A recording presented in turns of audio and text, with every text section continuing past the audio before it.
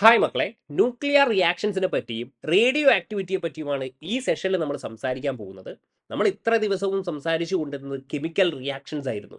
പക്ഷേ ഇവിടെ നമ്മൾ സംസാരിക്കാൻ പോകുന്നത് ന്യൂക്ലിയർ റിയാക്ഷൻസ് ആണ്. അപ്പോൾ ഈ ഒരു ന്യൂക്ലിയർ റിയാക്ഷൻസ് എന്ന് പറയുമ്പോൾ നമ്മുടെ ആ നെയിമിൽ തന്നെ ഉണ്ട് അല്ലേ, എന്താണ് ന്യൂക്ലിയസ് ഉണ്ട് എന്ന് നമുക്കറിയാം. അപ്പോൾ ഈ ന്യൂക്ലിയസിൽ ആരൊക്കെയാണ് ഉണ്ടാകുക? പ്രോട്ടോണും ന്യൂട്രോണും, നമ്മൾ പറയും ന്യൂക്ലിയോൺസ് എന്ന്. അപ്പോൾ ഇവരുടെ റിയാക്ഷൻസ് ആണ് നമ്മൾ സംസാരിക്കാൻ പോകുന്നത്. കെമിക്കൽ റിയാക്ഷൻസിൽ നമ്മൾ സംസാരിച്ചു കൊണ്ടിരുന്നത് ഇലക്ട്രോണിൻ്റെ ട്രാൻസ്ഫർ ഒക്കെ ആയിരുന്നു അല്ലേ. അയോണിക് ബോണ്ട് എങ്ങനെ ഫോം ചെയ്യും അല്ലേ, ഇലക്ട്രോണ് എന്ത് ചെയ്യുന്നു, ഒരു ഇലക്ട്രോൺ ഇവിടെ നിന്ന് കംപ്ലീറ്റ്ലി ട്രാൻസ്ഫർ ചെയ്യുന്നു, അല്ലെങ്കിൽ covalent bond sharing of electrons ആണ്. പക്ഷേ ഇവിടെ ന്യൂക്ലിയർ കെമിസ്ട്രിയിൽ we are talking about what nucleons, പ്രോട്ടോണും ന്യൂട്രോണും. ഓക്കെ, അതാണ് ഇവിടെ എഴുതിയിരിക്കുന്നത്. Which deals with atomic nuclei, the study of changes in atomic nuclei and the reactions involving nuclear transformation. Okay, അതുകൂടാതെ നമ്മൾ എന്തുകൂടെ പഠിക്കുന്നുണ്ട് ഈ ന്യൂക്ലിയർ റിയാക്ഷൻസിൽ തന്നെ? എന്തുണ്ട്? യെസ്, നമ്മുടെ വളരെ ഇമ്പോർട്ടൻ്റ് ആയിട്ടുള്ള റേഡിയോ ആക്ടിവിറ്റിയെ പറ്റിയും നമ്മൾ സംസാരിക്കുന്നുണ്ട്. ഓൾറൈറ്റ്, അപ്പോൾ ഈ ന്യൂക്ലിയർ റിയാക്ഷൻസ് കെമിക്കൽ റിയാക്ഷൻസുമായിട്ട് എങ്ങനെ ഡിഫർ ചെയ്തിരിക്കുന്നു എന്നുള്ളത് നമുക്ക് മനസ്സിലാക്കണം. കെമിക്കൽ റിയാക്ഷൻസിൽ എന്തൊക്കെയാണ് നടക്കുന്നത് എന്നുള്ളത് നമുക്ക് കൃത്യമായിട്ട് അറിയാം. അപ്പോൾ ഈ ന്യൂക്ലിയർ റിയാക്ഷൻസ് കെമിക്കൽ റിയാക്ഷൻസുമായിട്ട് എങ്ങനെ ഡിഫർ ചെയ്തിരിക്കുന്നു, അപ്പോൾ കുറച്ച് പോയിന്റ്സ് ഞാൻ ഇവിടെ എഴുതിയിട്ടുണ്ട്. നമുക്ക് ജസ്റ്റ് ഒന്ന് നോക്കാം. The difference from chemical reactions. First നോക്കിയേ, participation of nucleus is observed. Chemical റിയാക്ഷൻസിലാണെങ്കിൽ ആരായിരുന്നു? കെമിക്കൽ റിയാക്ഷൻസിൽ യെസ്, ഇലക്ട്രോൺ ആയിരുന്നു. പക്ഷേ ഇവിടെ എന്താണ്? യെസ്, ഇവിടെ വരുന്നത് ന്യൂക്ലിയോൺസ് ആണ്. ന്യൂക്ലിയോൺസ് എന്ന് പറയുമ്പോൾ യെസ്, പ്രോട്ടോൺസ് ആൻഡ് ന്യൂട്രോൺസ് ആയിരിക്കും ഇവിടെ പാർട്ടിസിപ്പേറ്റ് ചെയ്യുന്നത്. രണ്ടാമത്തത്, unaffected by pressure, temperature and concentration. വളരെ ഇമ്പോർട്ടൻ്റ് ആണ്. പക്ഷേ കെമിക്കൽ റിയാക്ഷൻ, ഇക്വിലിബ്രിയം റിയാക്ഷൻ ഒക്കെ ആണെങ്കിൽ പ്രഷറും ടെമ്പറേച്ചറും കോൺസെൻട്രേഷനും ഒക്കെ ചേഞ്ച് ചെയ്യുമ്പോൾ അതിലൊരു എഫക്റ്റ് ഉണ്ടാകും. ലേ ഷാറ്റ്ലിയർ പ്രിൻസിപ്പിൾ ഒക്കെ നമ്മൾ പഠിച്ചിട്ടുണ്ട്. പക്ഷേ ന്യൂക്ലിയർ റിയാക്ഷൻസിൽ പ്രഷർ, ടെമ്പറേച്ചർ, കോൺസെൻട്രേഷൻ യാതൊരു തരത്തിലുള്ള എഫക്റ്റും ഉണ്ടാകത്തില്ല. മൂന്നാമത്തത്, no bond formation or dissociation is observed.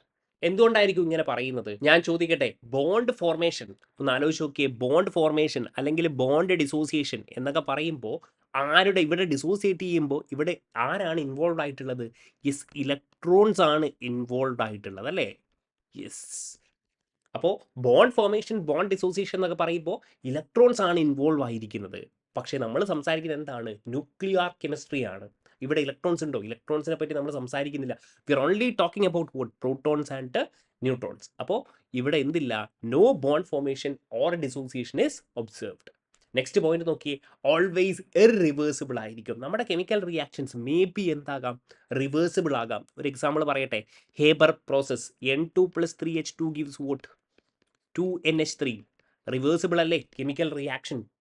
പക്ഷേ ഇവിടെ എപ്പോഴും എന്തായിരിക്കും? ഇവിടെ ഓൾവേസ് ഇറിവേഴ്സിബിൾ ഇൻ നേച്ചർ. അടുത്ത പോയിന്റ് എന്തായിരിക്കും? എപ്പോഴും ഇവർ എന്തായിരിക്കും? എക്സോതെർമിക് റിയാക്ഷൻസ് ആയിരിക്കും. അതായത് ഹീറ്റ് ലിബറേറ്റ് ചെയ്യും എന്നുള്ളത് മനസ്സിലാക്കുക. The reaction is always what? Exothermic in nature. ഏത് റിയാക്ഷൻ? Nuclear reaction. പക്ഷേ കെമിക്കൽ റിയാക്ഷനിൽ it can be what? Endothermic as well. Chemical reaction നമുക്ക് എന്തുമാകാം? എൻഡോതെർമിക് റിയാക്ഷൻസും കാണാൻ പറ്റും. പക്ഷേ ന്യൂക്ലിയർ റിയാക്ഷൻസ് എപ്പോഴും എന്തായിരിക്കും? എക്സോതെർമിക് ആയിരിക്കും. ആൻഡ് ഫൈനലി നമ്മുടെ കെമിക്കൽ റിയാക്ഷൻസ്, നമുക്ക് ഈ റിയാക്ഷൻ തന്നെ ഒന്ന് നോക്കാം. N2+3H2 gives 2NH3. ഇവിടെ എന്താ നടക്കുന്നത്? N2 ഇവിടെ ഉണ്ട് അല്ലേ. N2ൻ്റെ ബോണ്ട് ബ്രേക്ക് ചെയ്യുന്നു, ഹൈഡ്രജൻ്റെ ബോണ്ടും ബ്രേക്ക് ചെയ്യുന്നു. ഇവർ രണ്ടുപേരും എന്ത് ചെയ്യുന്നു? ക്ലബ് ചെയ്യുന്നു. അപ്പോൾ ഒരു സോർട്ട് ഓഫ് ഐഡന്റിറ്റി ഇപ്പോഴും പ്രിസേർവ്ഡ് ആണല്ലേ. ഇവിടെ എന്തുണ്ട്? യെസ്, നൈട്രജനും ഹൈഡ്രജനും തന്നെയാണുള്ളത്. അപ്പോൾ ഇവിടെ ഒരു ഐഡന്റിറ്റി പ്രിസേർവ് ചെയ്തിട്ടുണ്ട്. അതേസമയം നമ്മൾ ന്യൂക്ലിയർ റിയാക്ഷൻസിലേക്ക് വരുമ്പോൾ identity of the atom may be lost എന്നാണ് പറഞ്ഞിരിക്കുന്നത്. ഇവിടെ നോക്കി, നൈട്രജൻ ഉണ്ട്, നൈട്രജൻ ഉണ്ട്, ഹൈഡ്രജൻ ഉണ്ട്, ഹൈഡ്രജൻ ഉണ്ട്. ബട്ട് ഈ കേസിൽ ന്യൂക്ലിയർ റിയാക്ഷൻസിലാകുമ്പോൾ ഇവിടെ എന്ത് സംഭവിക്കാം? പ്രോട്ടോൺസിനെ ആക്സെപ്റ്റ് ചെയ്യാനോ അല്ലെങ്കിൽ എമിറ്റ് ചെയ്യാനോ ഇവിടെ സാധിക്കും. അങ്ങനെയാണെങ്കിൽ പ്രോട്ടോൺസ് ചേഞ്ച് ചെയ്യുകയാണെങ്കിൽ അറ്റോമിക് നമ്പർ ഒക്കെ ചേഞ്ച് ചെയ്യും. അങ്ങനെയാണെങ്കിൽ ഇവരുടെ ഐഡന്റിറ്റി എന്ത് ചെയ്യും? ഹിസ് കംപ്ലീറ്റ്ലി ലോസ്റ്റ് ആവുന്നത് നമുക്ക് കാണാൻ പറ്റും. ഇവിടെ പറയുന്നത് മേ ബി ലോസ്റ്റ് എന്നാണ് കേട്ടോ. എപ്പോഴും ലോസ്റ്റ് ചെയ്യണമെന്നില്ല, പക്ഷേ ഇറ്റ് ക്യാൻ ബി ലോസ്റ്റ്. അപ്പോൾ ഈ ഒരു പോയിന്റും ഇവിടെ ആലോചിക്കുക, ഇറ്റ് മേ ബി ലോസ്റ്റ്. അപ്പോൾ ഒരു 6 പോയിന്റ് ഞാൻ പറഞ്ഞിട്ടുണ്ട്, കൃത്യമായിട്ട് നിങ്ങൾക്ക് മനസ്സിലായിട്ടുണ്ട്. അപ്പോൾ ഇനി നമ്മൾ സംസാരിക്കാൻ പോകുന്നത് ന്യൂക്ലിയർ റിയാക്ഷൻസിൻ്റെ ഒരു ബേസിക് ഐഡിയ നമുക്ക് മനസ്സിലായി. ഇനി നമ്മൾ സംസാരിക്കാൻ പോകുന്നത് റേഡിയോ ആക്ടിവിറ്റിയെ പറ്റിയാണ്. എന്താണ് ഈ റേഡിയോ ആക്ടിവിറ്റി? ഇവിടെ എഴുതിയിരിക്കുന്നത് പോലെ it is a spontaneous emission of 3 particle. ഏതൊക്കെയാണ്? Alpha, beta and gamma from an unstable nuclear. ന്യൂക്ലിയസിൽ നിന്നാണ് അല്ലേ? ന്യൂക്ലിയർ റിയാക്ഷൻസ് ആണ് നമ്മൾ പഠിക്കാൻ പോകുന്നത്.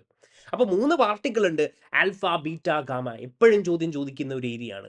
അപ്പോൾ ആദ്യമായിട്ട് നിങ്ങൾക്ക് മനസ്സിലാവേണ്ടത് ആൽഫ എമിഷനും ബീറ്റ എമിഷനും ഓക്കെ യെസ് സൈമുൾട്ടേനിയസ് ആയിട്ട് നടക്കത്തില്ല, ഒരിക്കലും നടക്കത്തില്ല. ഓക്കെ, സൈമുൾട്ടേനിയസ്ലി ഇവർ നടക്കുമോ? ഇല്ല. ഓക്കെ, ഐദർ ആദ്യം എന്ത് ചെയ്യും? ആൽഫ എമിഷൻ നടക്കും, ആൽഫ പാർട്ടിക്കൽ എമിഷൻ നടക്കും, അതിനുശേഷം എന്ത് നടക്കും? Beta particle. അല്ലെങ്കിൽ വൈസ് വേഴ്സ, ആദ്യം ബീറ്റ എമിഷൻ നടക്കും, അതിനുശേഷം ആൽഫ. ഓക്കെ, അപ്പോൾ അതും കൂടെ ഒന്ന് എഴുതിയേക്കാം. First alpha, then what? Then beta emission or vice versa. Vice versa.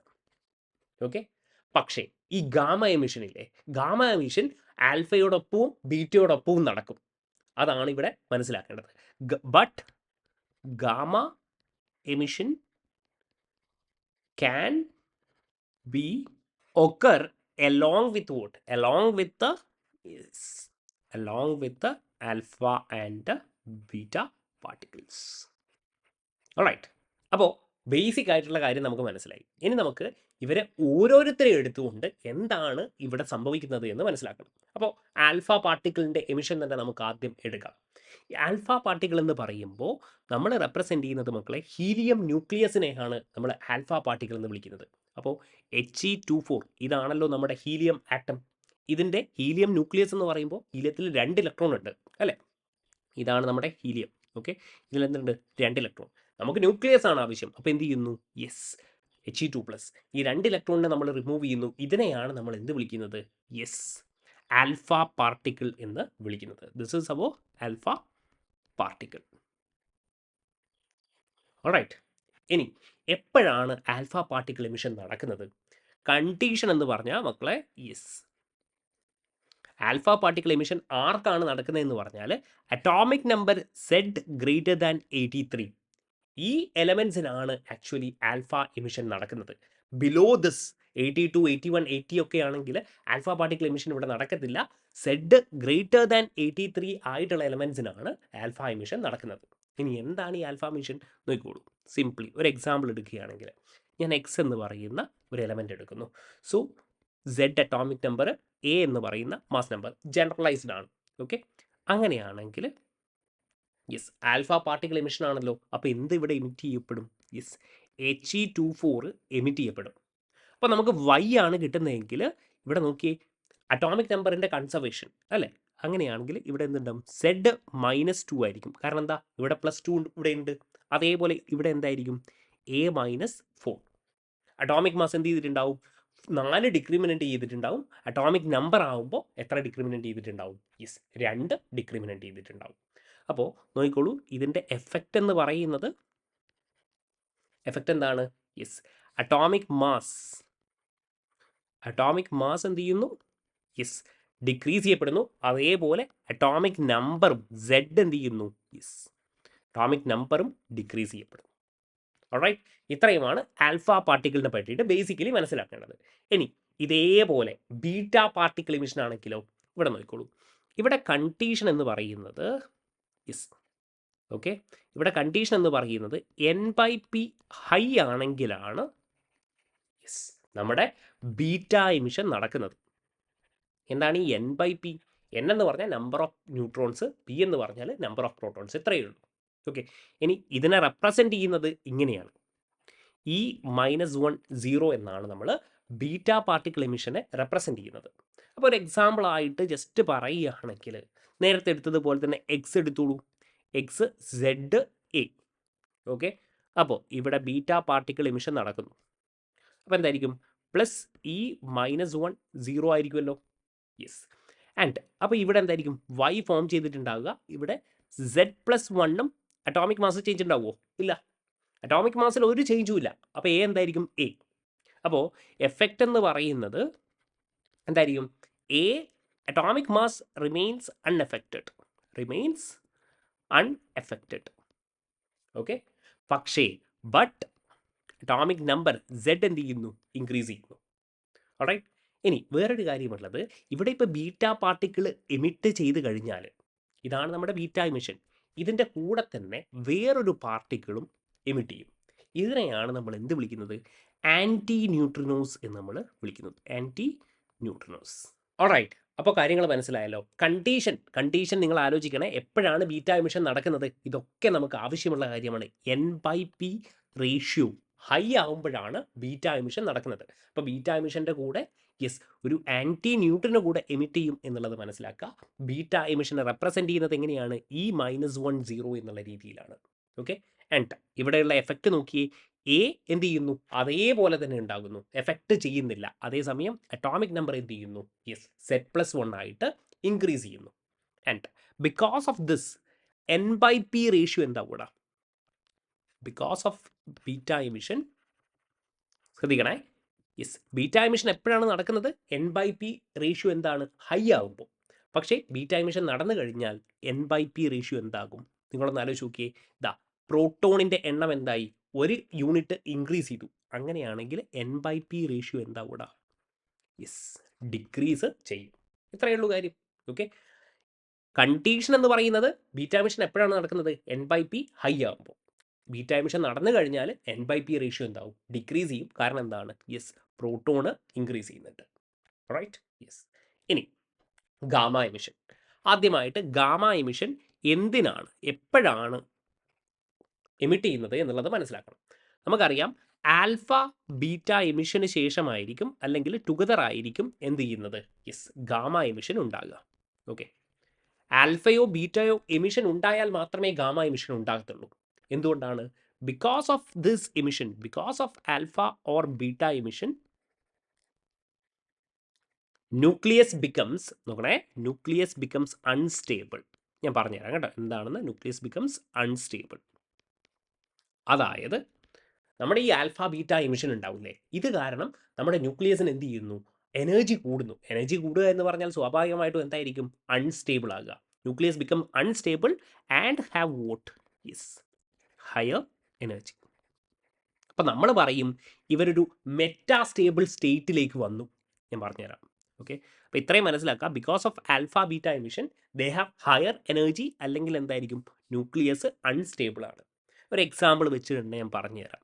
Let's say നമ്മുടെ പൊളോണിയം എടുക്കുക, 84210 ആണ്. ഇവിടെ ആൽഫ പാർട്ടിക്കിൾ എമിഷൻ ഉണ്ടെന്ന് വിചാരിക്കുക. അപ്പോൾ എന്തായിരിക്കും? സ്വാഭാവികമായിട്ടും He24 എമിറ്റ് ചെയ്തിട്ടുണ്ടാവും. അപ്പോൾ ഇവിടെ എന്തായിരിക്കും ഉണ്ടാവുക? ലെഡ് ആയിരിക്കും ഇവിടെ ഉണ്ടാകുക. ഓക്കെ, അപ്പോൾ എന്തായിരിക്കും? 82206. ഇതെന്തായിരിക്കും? ഇതൊരു മെറ്റാസ്റ്റേബിൾ സ്റ്റേറ്റ് ആയിരിക്കും. Higher energy state, metastable state. Okay, അപ്പോൾ ഇവരെന്താണ്? ഒരു എക്സൈറ്റഡ് സ്റ്റേറ്റ് പോലെയാണ്. ഇവർക്ക് എന്ത് വരണം? ഗ്രൗണ്ട് സ്റ്റേറ്റിലേക്ക് തിരിച്ചു വരണം. എങ്ങനെ ഗ്രൗണ്ട് സ്റ്റേറ്റിലേക്ക് തിരിച്ചു വരും? ഹയർ എനർജിയാണ്. അപ്പോൾ എനർജി എന്ത് ചെയ്യണം? ഡിക്രീസ് ചെയ്യിക്കണം. ഹയർ എനർജിയാണ്, എനർജിയെ ഡിക്രീസ് ചെയ്യണം. എങ്ങനെ എനർജി ഡിക്രീസ് ചെയ്യും? ഗാമ എമിഷൻ മൂലം എന്ത് ചെയ്യും? എനർജി ഡിക്രീസ് ചെയ്യും. അപ്പോൾ എന്ത് ചെയ്യുന്നു? ഈ ഒരു എക്സൈറ്റഡ് സ്റ്റേറ്റിൽ നിന്ന്, അല്ലെങ്കിൽ ഒരു മെറ്റാ സ്റ്റേബിൾ സ്റ്റേറ്റിൽ നിന്ന് എന്ത് ചെയ്യും? ഇവരുടെ ഗ്രൗണ്ട് സ്റ്റേറ്റിലേക്ക് ഇവർ വരികയാണ്. എങ്ങനെ? നമ്മുടെ ഗാമ എമിഷൻ കാരണം. അപ്പോൾ ഇത്ര കാര്യമേ ഉള്ളൂ ഗാമ എമിഷൻ. ഒരു പ്രാവശ്യം കൂടെ പറഞ്ഞുതരാം. ആൽഫ ബീറ്റ എമിഷൻ കാരണം ന്യൂക്ലിയസ് എന്ത് ചെയ്യുന്നു? അൺസ്റ്റേബിൾ ആകുന്നു, അല്ലെങ്കിൽ ഹയർ എനർജി ആകുന്നു. അപ്പോൾ ഹയർ എനർജീനെയാണ് നമ്മൾ മെറ്റാസ്റ്റേബിൾ സ്റ്റേറ്റ് എന്ന് വിളിക്കുന്നത്. ഈ മെറ്റാസ്റ്റേബിൾ സ്റ്റേറ്റിൽ നിന്ന് ഗ്രൗണ്ട് സ്റ്റേറ്റിലേക്ക് വരുന്നു. എങ്ങനെ? ഗാമ എമിഷൻ കാരണം. ക്ലിയർ ആണല്ലോ? ആൽഫ ബീറ്റ ഗാമ എമിഷൻ കഴിഞ്ഞു. പക്ഷേ ഒരു കാര്യം കൂടെയുണ്ട്, നിങ്ങളോട് മേ ബി ചോദിച്ചേക്കാം. നമ്മുടെ ബീറ്റ എന്ന് പറഞ്ഞില്ലേ, E-10 ബീറ്റ എമിഷൻ പഠിച്ചു. ഇവിടെ പഠിക്കുന്നത് ബീറ്റ പ്ലസ് എമിഷൻ, അല്ലെങ്കിൽ പോസിട്രോൺ എമിഷനാണ്. സിമ്പിളാണ്. നിങ്ങൾ ബീറ്റ എമിഷൻ പഠിച്ചിട്ടുണ്ടല്ലോ, അതിൻ്റെ നേരെ ഓപ്പോസിറ്റ്, വേറെ ഒന്നുമില്ല. അപ്പോൾ ഇതിനെ റെപ്രസെൻറ്റ് ചെയ്യുന്നത് എങ്ങനെയായിരിക്കും? ബീറ്റ പോസിറ്റീവ് എമിഷനെ റെപ്രസെൻറ്റ് ചെയ്യുന്നത് ഇവിടെ E-10 ആണല്ലോ. ഇവിടെ എന്തായിരിക്കും? E+10 എന്നായിരിക്കും നമ്മൾ റെപ്രസെൻറ്റ് ചെയ്യുന്നത്. ഇനി നിങ്ങൾക്ക് നേരത്തെ ഓർമ്മയുണ്ടോ? ബീറ്റ എമിഷൻ്റെ കണ്ടീഷൻ എന്തായിരുന്നു? എപ്പോഴാണ് നടക്കുക? കണ്ടീഷൻ N/P റേഷ്യോ ഞാൻ പറഞ്ഞിട്ടുണ്ടായിരുന്നു. N/P റേഷ്യോ ഹൈ ആകുമ്പോൾ ദാ ഇവിടെ ഞാൻ കാണിച്ചു തരാം. N/P റേഷ്യോ എന്താണ്? ഹൈ. അപ്പോൾ ഇവിടെ എന്തായിരിക്കും? നേരെ ഓപ്പോസിറ്റ് ആണ്. N/P റേഷ്യോ ലോ ആകുമ്പോഴാണ് നമ്മുടെ പോസിട്രോൺ എമിഷൻ നടക്കുക. ഓക്കെ, അപ്പോൾ എന്തായിരിക്കും നടക്കുക? ഒരു എക്സാമ്പിൾ വെച്ചിട്ട് തന്നെ ഇവിടെ ഈ എക്സാമ്പിൾ ഇതേപോലെ ഞാൻ എഴുതുകയാണ്. എക്സാമ്പിൾ XZA ഇതെന്തിലേക്ക് കൺവേർട്ട് ചെയ്യുന്നു? വൈയിലേക്ക് കൺവേർട്ട് ചെയ്യുന്നു. അപ്പോൾ ഇവിടെ എന്തായിരിക്കും? ഈ +10 എന്ന് പറയുന്ന രീതിയിൽ എമിഷൻ നടക്കും. ആൻഡ് നേരത്തെ ഇവിടെ ആൻറ്റി ന്യൂട്രിനോ ആയിരുന്നു അല്ലേ? ഇവിടെ നോക്കിയേ, ആൻറ്റി ന്യൂട്രിനോ. ഇവിടെ എന്തായിരിക്കും? വേറൊരു പാർട്ടിക്കിൾ ഉണ്ടാവും വിച്ച് ഇസ് ന്യൂട്രിനോ. ഓക്കെ, അപ്പോൾ ഇവിടെ Z-1 ആയിരിക്കും, ഇവിടെ എന്തായിരിക്കും? A ആയിരിക്കും. സോ ഇതിൻ്റെ കമ്പൈൻഡ് എഫക്റ്റ് എന്തായിരിക്കും? എഫക്റ്റ് എന്ന് പറയുന്നത് അറ്റോമിക് മാസ് ഇൻക്രീസ് ചെയ്തിട്ടുണ്ടോ അല്ലെങ്കിൽ ഡിക്രീസ് ചെയ്തിട്ടുണ്ടോ? ഇല്ല. A റിമെയിൻസ് എന്താണ്? അൺഅഫക്റ്റഡ്. ഓക്കെ, അറ്റോമിക് നമ്പറോ Z ആക്ച്വലി എന്ത് ചെയ്തിട്ടുണ്ട്? ഡിക്രീസ് ചെയ്തിട്ടുണ്ട്. അപ്പോൾ നിങ്ങളൊന്ന് ആലോചിച്ച് നോക്കിയേ, N/P റേഷ്യോ എന്തായിരിക്കും? N/P റേഷ്യോ ഇതിൻ്റെ എഫക്റ്റ് ആണ് കേട്ടോ പറയുന്നത്. കണ്ടീഷൻ എന്തായിരുന്നു? കണ്ടീഷൻ പോസിട്രോൺ എമിഷൻ എപ്പോഴാണ് നടക്കുക? N/P റേഷ്യോ ലോ ആകുമ്പോൾ. പക്ഷേ after this emission, after positron emission എന്തായിരിക്കും എടാ? പറഞ്ഞോ. N/P പ്രോട്ടോൺ എന്തായി? അറ്റോമിക് നമ്പർ ഡിക്രീസ് ചെയ്തു. N/P പ്രോട്ടോൺ ഡിക്രീസ് ചെയ്തു. അങ്ങനെയാണെങ്കിൽ N/P റേഷ്യോ എന്താവും? ഹൈ ആയിരിക്കും. ക്ലിയർ അല്ലേ? നേരത്തെ എന്തായിരുന്നു എഫക്റ്റ്? N/P റേഷ്യോ ലോ ആവുകയാണ് ചെയ്തത് അല്ലേ? N/P ratio because of beta minus emission എന്താവുന്നു? ലോ ആവുന്നു. പക്ഷേ ഇവിടെ എന്താണ്? ബീറ്റ പ്ലസ് എമിഷൻ കാരണം N/P റേഷ്യോ എന്താകുന്നു? ഹൈ ആവുന്നു. നേരെ ഓപ്പോസിറ്റ്, വേറെ ഒന്നുമില്ല. ഓക്കെ, ഇനി വേറൊരു കാര്യം ചോദിക്കുന്നത്, ഏത് ഇന്റർ ന്യൂക്ലിയർ റിയാക്ഷൻസ് നോക്കണേ, ക്വസ്റ്റ്യൻ ആയിട്ട് ചോദിക്കും. Which Inter nuclear reaction produces positron എന്നൊരു ചോദ്യം ചോദിക്കും. അതായത് നിങ്ങളൊന്ന് ആലോചിച്ച് നോക്കുക, ഇവിടെ പ്രോട്ടോൺ ഉണ്ടെന്ന് വിചാരിക്കുക. എന്താണ് നമ്മുടെ പ്രോട്ടോൺ? 1 ആണല്ലോ പ്രോട്ടോൺ. ഇവിടെ ഇപ്പോൾ എന്താണ്? പോസിട്രോൺ എമിഷനാണ് നമ്മൾ പറയുന്നത്. അങ്ങനെയാണെങ്കിൽ E+1 0. ഓക്കെ, അപ്പോൾ ഇവിടെ എന്തായിരിക്കും ഫോം ചെയ്യേണ്ടത്? ഇവിടെ ന്യൂട്രോൺ 0 1. അതായത് മക്കളെ, നമ്മുടെ ക്വസ്റ്റ്യൻ എന്തായിരുന്നു? Which Inter nuclear reaction produces positron. അപ്പോൾ പ്രോട്ടോണ് ന്യൂട്രോൺ ആവുന്ന റിയാക്ഷൻ ശ്രദ്ധിക്കണേ. പ്രോട്ടോണ് ന്യൂട്രോൺ ആകുന്ന റിയാക്ഷനിലാണ് എന്ത് പ്രൊഡ്യൂസ് ചെയ്യുന്നത്? പോസിട്രോൺ പ്രൊഡ്യൂസ് ചെയ്യുന്നത്. ഓഫ് കോഴ്സ് ഇവിടെ എന്തുണ്ടാവും? ഒരു പാർട്ടിക്കിൾ ഉണ്ടാകും വിച്ച് ഇസ് ന്യൂട്രിനോ ആണെന്നും നിങ്ങൾക്ക് അറിയാം. ഓക്കെ, അപ്പോൾ ഇതായിരുന്നു നമ്മുടെ നാലാമത്തത്, പോസിട്രോൺ എമിഷൻ അല്ലെങ്കിൽ ബീറ്റ പ്ലസ് എമിഷൻ. അല്ലെങ്കിൽ ഇതേപോലെ തന്നെയുള്ള ഒരു കാര്യം കൂടിയുണ്ട്, നമ്മുടെ കേഷൽ ഇലക്ട്രോൺ ക്യാപ്ചർ. ഇതും ചോദിച്ചേക്കാം may be. K shell electron capture. അപ്പോൾ എന്താണ് ഈ കാര്യം? നിങ്ങളൊന്ന് ആലോചിച്ച് നോക്കിയേ, ഈ ന്യൂക്ലിയസ്, നമ്മുടെ ന്യൂക്ലിയസ് ഉണ്ടല്ലേ, ന്യൂക്ലിയസിൻ്റെ ഏറ്റവും അടുത്ത ഷെൽ ഏതാ? നമ്മുടെ കേഷലാണ് അല്ലേ? ഏറ്റവും അടുത്ത ഷെൽ എന്ന് പറയുന്നത് കേഷലായിരിക്കും. അപ്പോൾ ഈ കേഷലിലുള്ള ഇലക്ട്രോൺസ്, ഇവിടെയുള്ള ഇലക്ട്രോൺസ് ന്യൂക്ലിയസിൽ നിന്ന് എന്ത് ചെയ്യും? മാക്സിമം അട്രാക്ഷൻ ഫീൽ ചെയ്യും അല്ലേ? അപ്പോൾ ഞാനത് ഇവിടെ എഴുതുകയാണ്.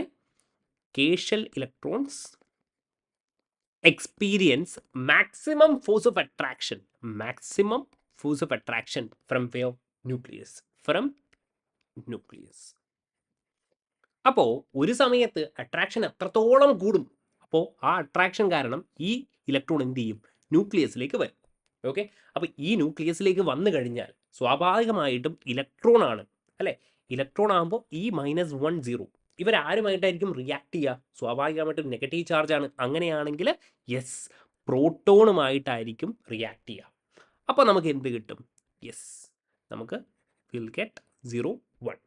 ഓക്കെ, അപ്പോൾ രണ്ട് രീതിയിൽ നോക്കിയേ, നമ്മുടെ പോസിട്രോൺ എമിഷൻ കാരണവും പ്രോട്ടോൺ എന്തിലേക്ക് മാറുന്നു? ന്യൂട്രോണിലേക്ക് ചേഞ്ച് ആകുന്നു. അതേപോലെ തന്നെ കേഷൽ ഇലക്ട്രോൺ ക്യാപ്ചർ കാരണവും പ്രോട്ടോൺ എന്ത് ചെയ്യുന്നു? ന്യൂട്രോണിലേക്ക് കൺവേർട്ട് ചെയ്യുന്നുണ്ട്. അപ്പോൾ ഈ ഒരു സ്റ്റേറ്റ്മെൻറ്റ് ആലോചിച്ച് വെക്കുക, ചോദിക്കാം. Proton can be converted to what? Neutron via two process. Via, yes, positron emission or what? K-shell electron capture. K-shell electron capture. Alright, അപ്പോൾ ഇത്രയുമാണ് നമ്മുടെ basic decays. Alpha decay, beta decay, gamma decay. അത് കൂടാതെ ഈ 3 കാര്യങ്ങളാണ് ഏറ്റവും important, alpha beta gamma. അത് കൂടാതെ നമ്മൾ എന്തൊക്കെ പഠിച്ചിട്ടുണ്ട്? പോസിട്രോണും അതേപോലെ തന്നെ യെസ് കെ-ഷെൽ ഇലക്ട്രോൺ ക്യാപ്ചർ. അപ്പോൾ ഈ കാര്യങ്ങൾ മനസ്സിലായല്ലോ? യെസ്. പക്ഷേ നമ്മൾ ഇത്ര നേരം സംസാരിച്ചത് ആൽഫ ബീറ്റ ഗാമയാണ്. ഇവരുടെ പ്രോപ്പർട്ടീസും കൂടെ നമുക്കൊന്ന് നോക്കണം അല്ലേ? അപ്പോൾ സിമ്പിൾ ആയിട്ടുള്ള കാര്യമാണ് properties of alpha beta gamma particles. Order of speed എന്ന് പറയുന്നത് യെസ്, ഇത് നിങ്ങൾക്ക് മിക്കവാറും അറിയുന്നതായിരിക്കും. Alpha beta gamma. Okay, gamma സഞ്ചരിക്കുന്നത് യെസ് എന്തായിരിക്കും? സ്പീഡ് ഓഫ് ലൈറ്റിലായിരിക്കും. Speed of light. Okay, yes. അപ്പോൾ ഇതിൻ്റെ ഓർഡർ ആൽഫ ബീറ്റ ഗാമ. ഗാമക്ക് ഏറ്റവും കൂടുതൽ. അല്ലെങ്കിൽ നിങ്ങൾ ഇങ്ങനെ ആലോചിക്കുക, ആൽഫയ്ക്ക് എന്താണ്? മാസ് വളരെ കൂടുതലാണ് അല്ലേ? മാസ് വളരെ കൂടുതലാണെങ്കിൽ സ്വാഭാവികമായിട്ടും സ്പീഡ് എന്തായിരിക്കും? കുറവായിരിക്കും. ഇനി ഓർഡർ ഓഫ് കൈനറ്റിക് എനർജി. അപ്പോൾ നിങ്ങൾ വിചാരിക്കും കൈനറ്റിക് എനർജി എന്ന് പറയുന്നത് ഹാഫ് mv² അല്ലേ? അപ്പോൾ സ്പീഡ് ഏറ്റവും കൂടുതൽ ആർക്കാണെന്ന് പറഞ്ഞിട്ടുണ്ട്? ഗാമ. പക്ഷേ നിങ്ങൾ വിട്ടുപോകുന്ന ഒരു കാര്യമുണ്ട്, മാസിൻ്റെ എഫക്റ്റും കൂടെ ഇവിടെ നോക്കണം. മാസിൻ്റെ എഫക്റ്റ്, മാസ് ആർക്കാണ് ഏറ്റവും കൂടുതൽ? ആൽഫയ്ക്കാണ്. ഹീലിയം ന്യൂക്ലിയസ് ആണ് He4 അല്ലേ? യെസ്. അപ്പോൾ ഓർഡർ ഓഫ് കൈനറ്റിക് എനർജി എന്ന് പറയുന്നത് alpha greater than beta greater than gamma ആയിരിക്കും. ഗാമക്ക് കൈനറ്റിക് എനർജി ഏറ്റവും കുറവായിരിക്കും, even though it has speed. ഇവിടെ മാസ് ആർക്കാണ് കൂടുതൽ? യെസ്, ആൽഫ പാർട്ടിക്കിളിനാണ്. ഇനി order of penetration power. Penetration power എന്ന് പറഞ്ഞാൽ ഇതാ ഇത്ര ആലോചിക്കുക, പെനിട്രേഷൻ പവർ. ഓക്കെ, ഒരാളെ പെനിട്രേറ്റ് ചെയ്ത് പോകുന്നത്. This is actually proportional to speed. അപ്പോൾ ഈ ഒരു കാര്യം നിങ്ങൾ ആലോചിക്കുക. ഇവിടെ നിങ്ങൾക്ക് ഒരു പേപ്പർ, അതേപോലെ അലൂമിനിയം ഫോയിൽ, കോൺക്രീറ്റ് ഇവിടെ കാണാൻ പറ്റും. നോക്കിയേ, ആൽഫ പാർട്ടിക്കിൾ നോക്കുകയാണെങ്കിൽ യെസ്, ആൽഫ പാർട്ടിക്കിളിൻ്റെ സ്പീഡ് എന്താണ്? ഏറ്റവും കുറവാണ്. അപ്പോൾ ഒരു പേപ്പറിനെ പോലും ആൽഫ പാർട്ടിക്കിളിന് എന്ത് ചെയ്യാൻ പറ്റത്തില്ല? പെനിട്രേറ്റ് ചെയ്യാൻ പറ്റത്തില്ല. പക്ഷേ ബീറ്റ പാർട്ടിക്കിളിന് എന്ത് ചെയ്യാൻ പറ്റും? യെസ്, പേപ്പറിനെ പെനിട്രേറ്റ് ചെയ്യാൻ പറ്റും. പക്ഷേ ഒരു അലൂമിനിയം ഫോയിലിനെയൊന്നും എന്ത് ചെയ്യാൻ പറ്റുന്നില്ല? ബീറ്റ പാർട്ടിക്കിളിന് പെനിട്രേറ്റ് ചെയ്യാൻ പറ്റുന്നില്ല. അതേസമയം ഗാമയാകുമ്പോഴോ അതിനെ സ്റ്റോപ്പ് ചെയ്യാൻ വേണ്ടിയിട്ട് നമുക്കൊരു കോൺക്രീറ്റ് ബ്ലോക്ക് ഒക്കെ നമുക്ക് ആവശ്യമാണ്.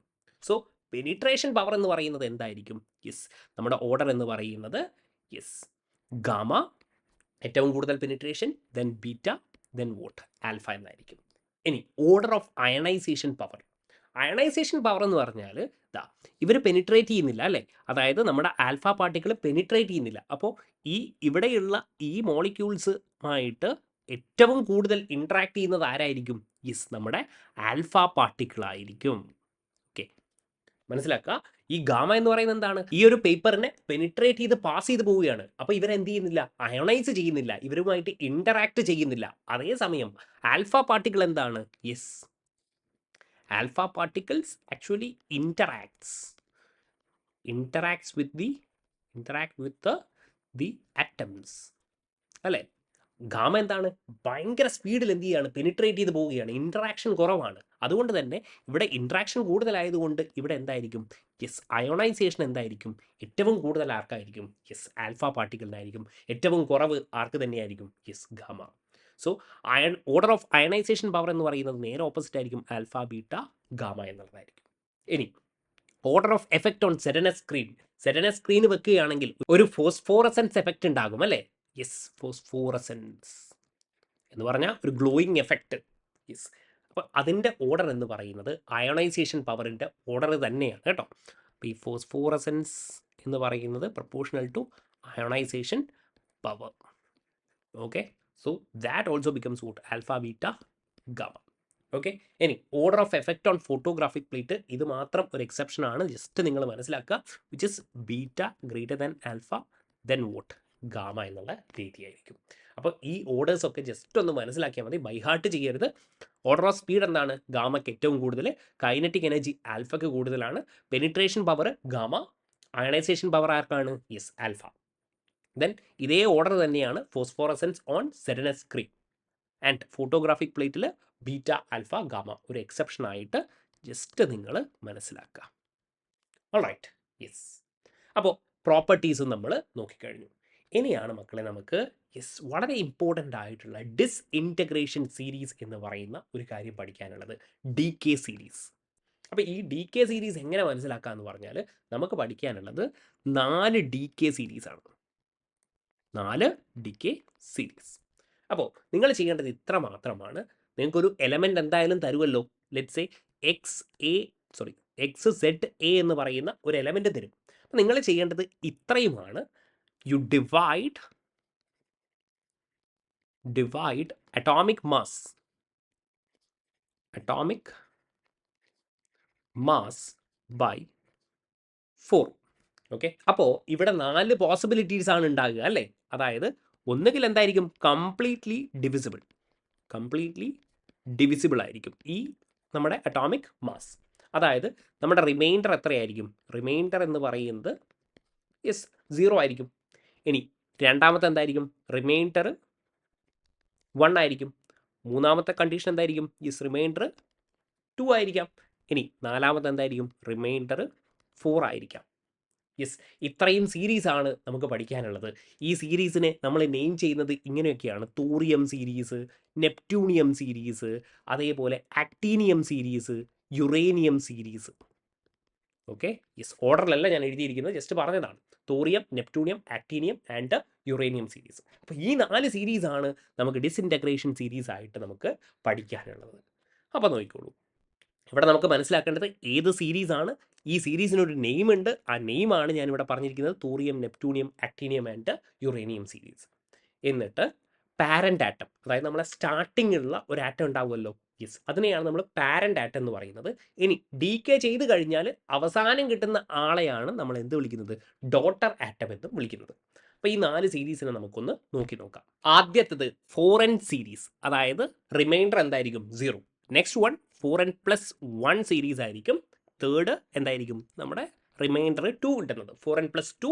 And finally 4n+3. അപ്പോൾ ഇതിൻ്റെ സീരീസിൻ്റെ പേരെന്തായിരിക്കും? ഫസ്റ്റ് വൺ ഇതെന്തായിരിക്കും? തോറിയം. അതായത് നമ്മുടെ പാരൻ്റ് ആരായിരിക്കും? ഇവിടെ തോറിയം ആയിരിക്കും. തോറിയം എന്ന് പറയുമ്പോൾ 90-232. അപ്പോൾ ഈ കാര്യം നിങ്ങൾക്ക് അറിഞ്ഞിരിക്കണം. പാരൻ്റ് ആരാണ്? തോറിയമാണ്, 90-232. നെക്സ്റ്റ് വൺ എന്ന് പറയുന്നത് നെപ്റ്റ്യൂണിയം ആയിരിക്കും. ഓക്കെ, നെപ്റ്റ്യൂണിയം സീരീസ്, അതായത് റിമൈൻഡർ എത്രയായിരിക്കും? 1 ആയിരിക്കും. അപ്പോൾ ഇതിൻ്റെ അറ്റോമിക് നമ്പർ നെപ്റ്റ്യൂണിയം എന്തായിരിക്കും? 93-237 ആണ്. ഈ കാര്യങ്ങൾ നിങ്ങൾ അറിഞ്ഞിരിക്കണം. ആൻഡ് 4n+2, അപ്പോൾ റിമൈൻഡർ എത്രയായിരിക്കും? 2 ആയിരിക്കും. ഈ സീരീസിനെയാണ് നമ്മൾ എന്ത് വിളിക്കുന്നത്? യുറേനിയം എന്നുള്ളത് വിളിക്കുന്നത്. ഓക്കെ, അപ്പോൾ യുറേനിയത്തിൻ്റെ അറ്റോമിക് നമ്പർ 92 ആൻഡ് 238. 238 ആണെങ്കിൽ 4 കൊണ്ട് ഡിവൈഡ് ചെയ്താൽ എത്രയായിരിക്കും? 2 റിമൈൻഡർ ആയിട്ട് വരും. And finally we have what? Actinium series as well. ഇനി ഇവിടെയാണ് ശ്രദ്ധിക്കേണ്ടത്, ആക്ടീനിയത്തിൽ യുറേനിയം തന്നെയാണ് വരുന്നത്. 92, പക്ഷേ അറ്റോമിക് മാസ് എന്ന് പറയുന്നത് 235 ആയിരിക്കും. It is actually 235. അപ്പോൾ ഈ ഒരു കാര്യം മാത്രം നിങ്ങൾ മനസ്സിലാക്കുക. ഓൾറൈറ്റ്, അപ്പോൾ ഞാൻ ഇതിനെ എന്ത് ചെയ്യുന്നുണ്ട്? ഇവിടെ ഒരു ലൈന് വെച്ചിട്ട് നമുക്ക് എന്ത് ചെയ്യാം? സെപ്പറേറ്റ് ചെയ്യാം. ഓക്കെ, അപ്പം 4 സീരീസ് നമുക്ക് മനസ്സിലായി: uranium and actinium, thorium, neptunium, uranium and actinium. ഇനി നമുക്ക് മനസ്സിലാക്കേണ്ടത് എന്താണ്? ഇവരുടെ ഡോട്ടർ ആറ്റംസ് ആണ്. ഇവിടെ ഡീകേ സംഭവിച്ചു കഴിഞ്ഞാൽ ലെഡ് ആയിരിക്കും നമുക്ക് കിട്ടുന്നത്.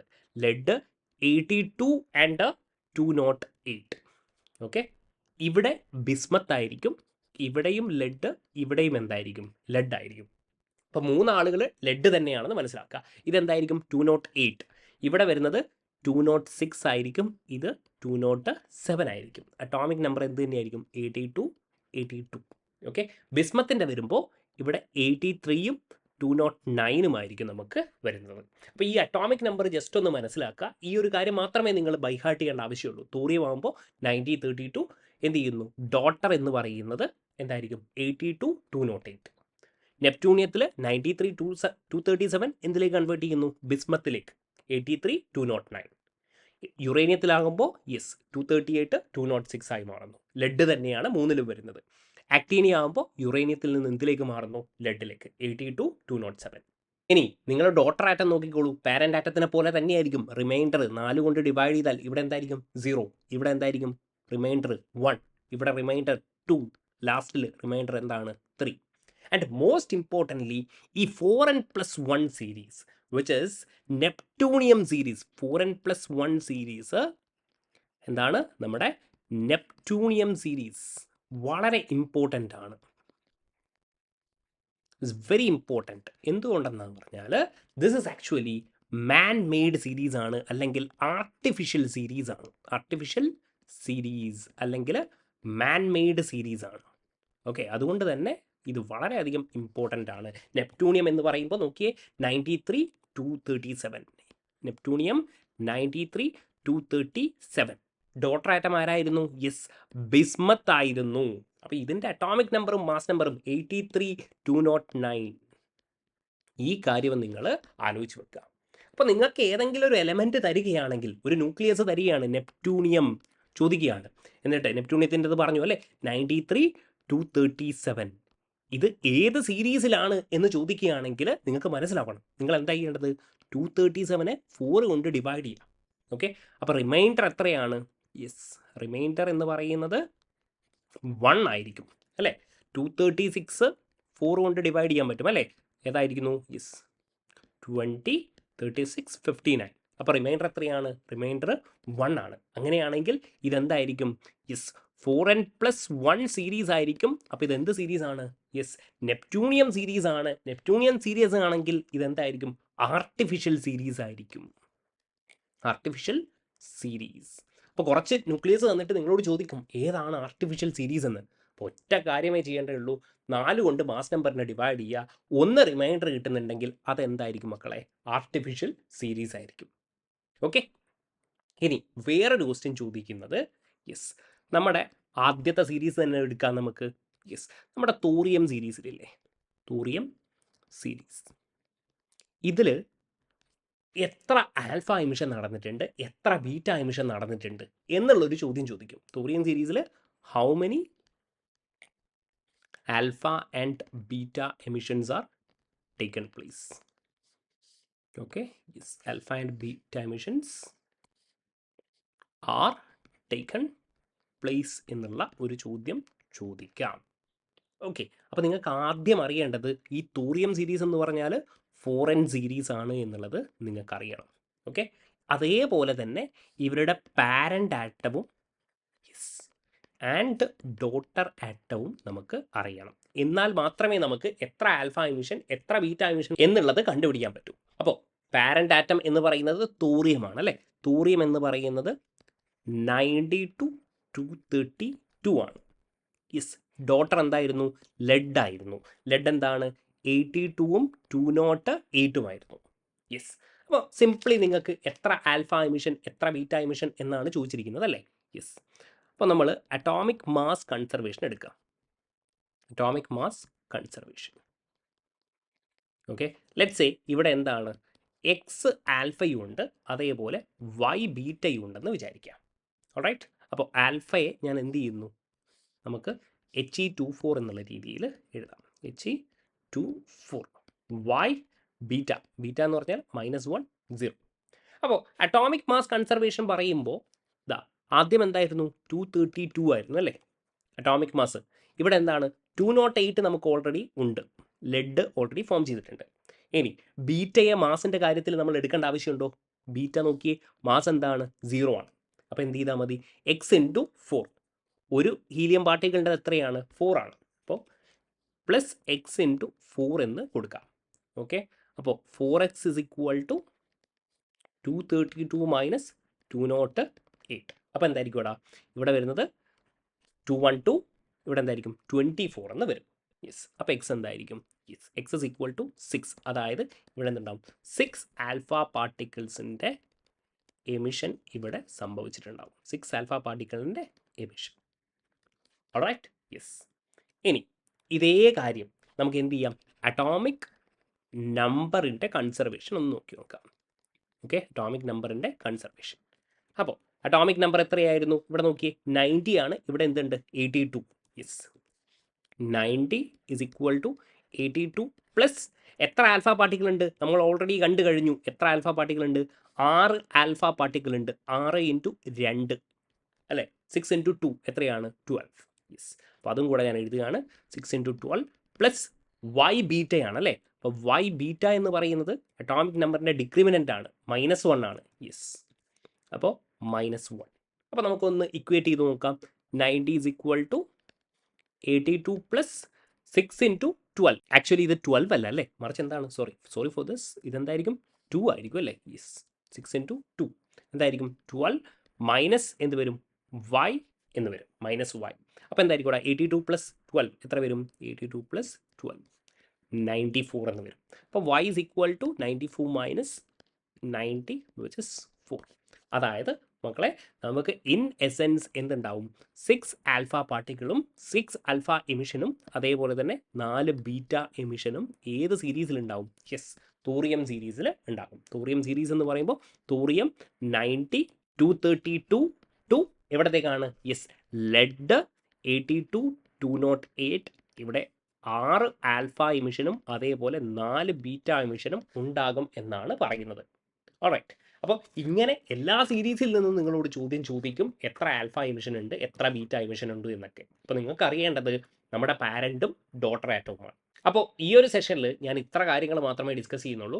ഈ ഡിസ്കസ് ചെയ്ത കാര്യങ്ങളൊക്കെ കൃത്യമായിട്ട് തന്നെ നിങ്ങൾക്ക് മനസ്സിലായിട്ടെന്ന് വിശ്വസിക്കുന്നു. Thank you for watching.